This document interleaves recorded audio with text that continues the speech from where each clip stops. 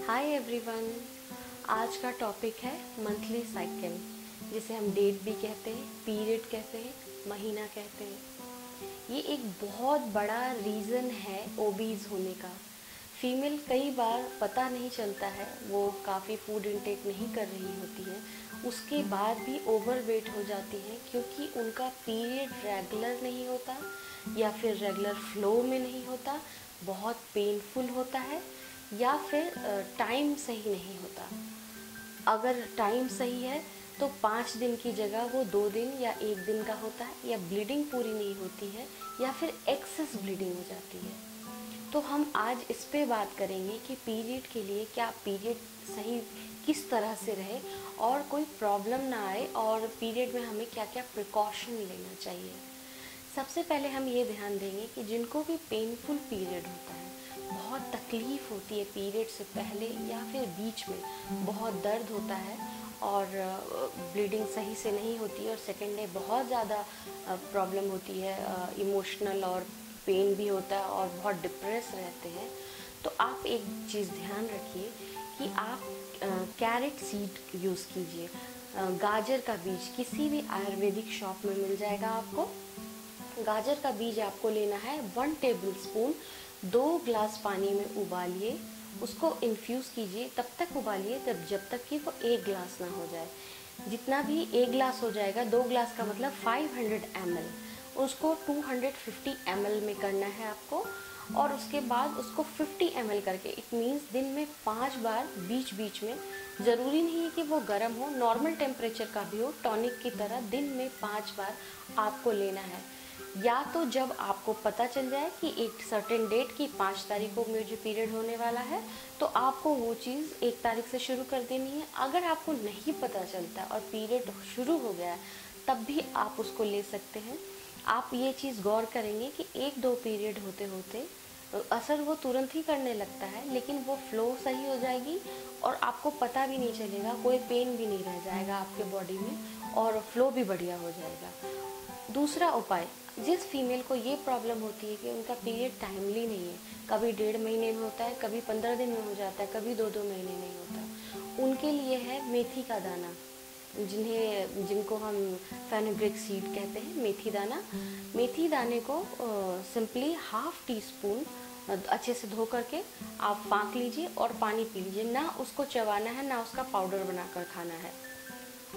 जब आपका पीरियड का डेट आता है, उससे 10 दिन पहले आपको करना है ये।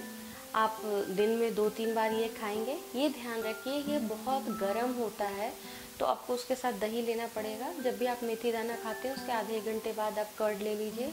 कर्ड में ना तो शुगर होना चाहिए, ना ही सॉल्ट होना चाहिए। अगर ये दोनों चीज़ लेंगे तो आपको कफ हो सकता है, इसीलिए एकदम प्लेन कर्ड लीजिए। सिंपल चम्मच से लेकर 1 टेबल स्पून आप खा लीजिए, सोलो कर लीजिए, बेटर है, और आपके पेट को वो ठंडा रखेगा, और मेथी आपके पीरियड को रेगुलर करेगा। तो ये बहुत इम्पॉर्टेंट है, ये कीजिए। इसके अलावा जब आप पीरियड पे होते हैं और बहुत ज़्यादा डिप्रेशन में आ जाते हैं, तो प्लीज़ कॉफ़ी मत पीजिए। वो कोई उपाय नहीं, नशा करना कोई उपाय नहीं होता है कि आपने कॉफ़ी पी लिया। उस टाइम आप जो दिन में 3 बार ग्रीन टी पीते हैं, उसको कम कीजिए। दिन में सिर्फ 2 बार ग्रीन टी पीजिए, और वो भी माइल्ड। स्ट्रॉन्ग ग्रीन टी आपके पीरियड में ब्लड का क्लॉट बनाएगा, तो वो मत कीजिएगा। अगर आप ग्रीन टी रेगुलर ले रहे हैं, फिर भी कोशिश कीजिएगा कि माइल्ड पिए, और 2 बार से ज़्यादा ना पिए। 2 बार पीते हैं तो 1 बार पीजिए, और माइल्ड पीजिए।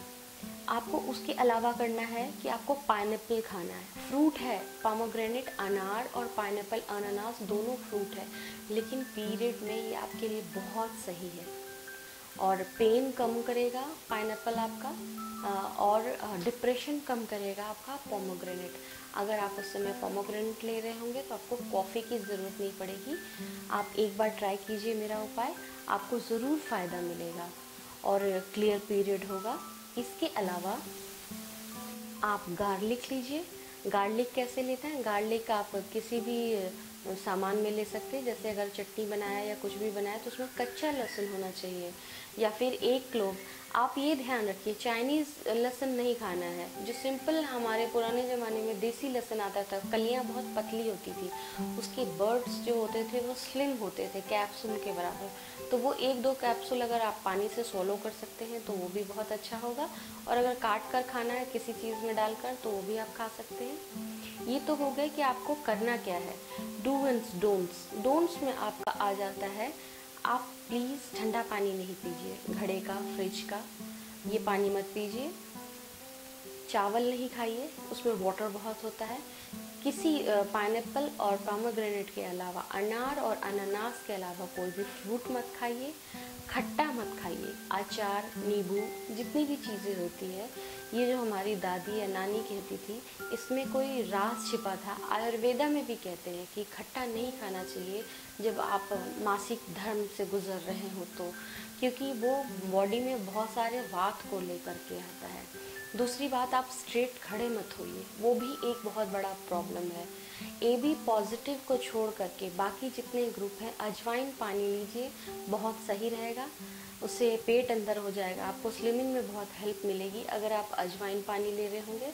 नॉर्मल टी ले सकते हैं, पर कॉफ़ी बिल्कुल, कैफ़ीन, किसी भी तरह का कैफ़ीन मत लीजिए। मैदा मत खाइए, जिसको ऑल पर्पस फ्लावर होते हैं, ड्यूरिंग पीरियड मैदा बिल्कुल मत खाइए। किसी भी तरह का बादी सब्जी नहीं खाइए, जैसे होता है बैंगन, या लेग्यूम्स मत लीजिए। जितने भी तरह के मटर, दाल, जितने भी कुछ होते हैं वो मत लीजिए। कॉम्प्लेक्स प्रोटीन उस टाइम मना होती है।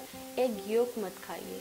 ये सब लगता है कि परहेज हम करवा रहे हैं, बट इसका रिएक्शन इतना बड़ा होता है जो आपको पता नहीं चलता है।